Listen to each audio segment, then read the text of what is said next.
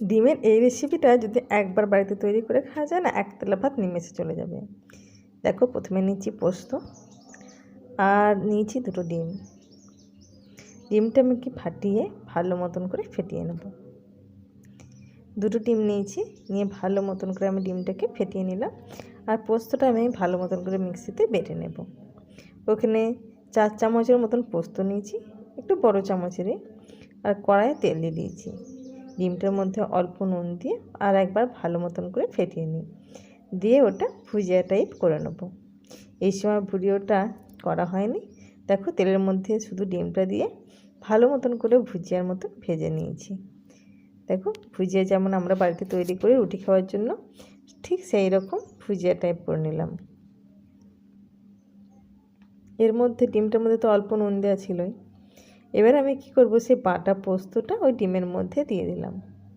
এতে কিন্তু পেঁয়াজ, কাঁচা লঙ্কা কোনো কিচ্ছু দেয় না, শুধু পোস্তটা বাটা দিয়ে ভালো মতন করে ডিমের সঙ্গে নাড়াচাড়া করে নিলাম। দিয়ে পোস্তর জায়গাতে একটু জল দিয়ে ভালো মতন করে লাগিয়ে নিলাম।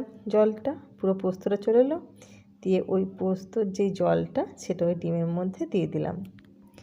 দিয়ে ভালো মতন করে মিশিয়ে নেব। মিশিয়ে নিয়ে গ্যাসের ফ্লেমটা হাই করে দেবো।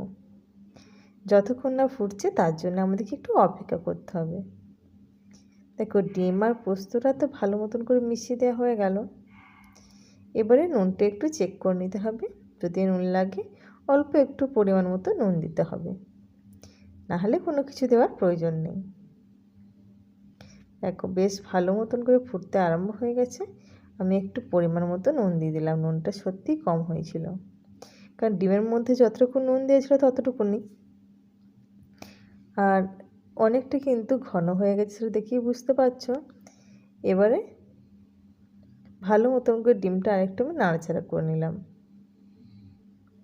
এবারে দেবো আমি সর্ষের তেল। ডিমের পোস্ত হবে না আর উপরে সর্ষের তেল দেবো না, তা কি হয়? তাই উপর থেকে একটু সর্ষের তেল দিয়ে দিলাম, 2 চামচের মতন। তেলটা দিয়ে ভালো মতন করে একটু নাড়াচাড়া করে নেব। আর তার আগে আমি তেলের মধ্যে একটা কাঁচা লঙ্কা দিয়ে দিয়েছিলাম, একটু ঝাল হওয়ার জন্য। বেশি ঝাল হলে কিন্তু ভালো লাগবে না, তোমরা যদি খুব ঝাল খেতে চাও তাহলে দিতে পারো। আমি একটু অল্প ঝালে দিয়েছি।